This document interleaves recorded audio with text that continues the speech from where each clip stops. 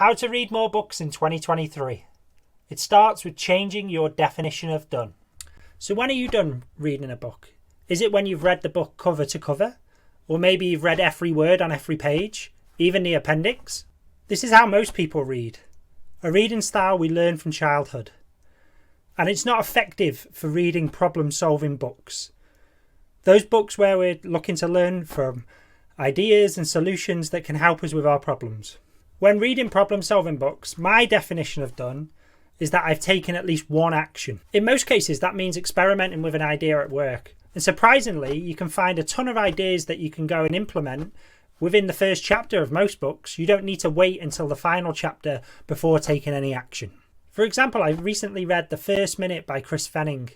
Within the first chapter, he shares a framework that allows you to improve the first 60 seconds of every conversation so that the other person pays attention to what you're saying. Whilst the first chapter didn't give a ton of detail, I had enough that I could go away with that idea and start experimenting with it at work. I didn't read every word on every page. I didn't read every chapter. I didn't read the book cover to cover. And I'm okay with that. Because for me, I got the value, which was finding one idea that I could take and use in my work that could help me lead better.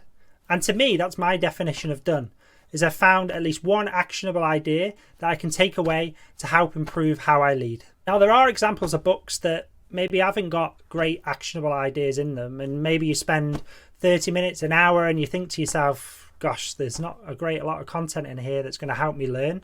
Maybe it's things you've read from other books, so maybe there's not a ton of new ideas.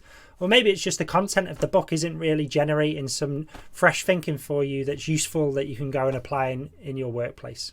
Now, this is one of the biggest mistakes people make, is they stick with the book, hoping eventually that some great idea will jump off the page that will turn the book around. I take a different approach. I stop, reflect, and think about what's missing in this book for me. I then close the book, put it to one side, and move on. And I don't feel bad about it because I took that one action, which is part of my definition of done. So if you're struggling to read more books, what you can do is do this simple reframe to think about what is your definition of done.